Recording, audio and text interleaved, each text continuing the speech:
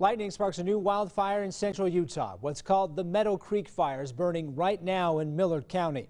It's destroyed 1,200 acres and is 0% contained. So far, crews are worried that windy weather today may spread the flames. ABC4's Jared Giacinini is there in Millard County with the story.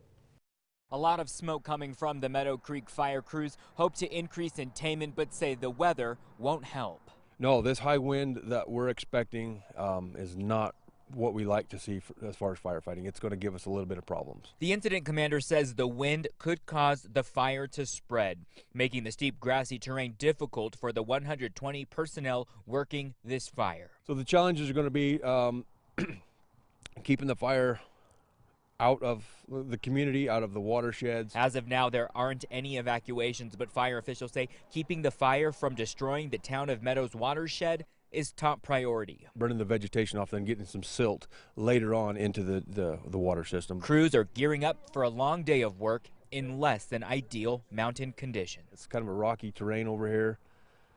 It's going to be slow going. It's thick vegetation, heavy fuel loading. Difficult conditions is why a Type 2 incident command team is taking this fire over. We're told there are 4 different types of command teams. The smaller the number, we're told the more complex the fire is to extinguish. In Millard County, Jared Giacinini, ABC4 News.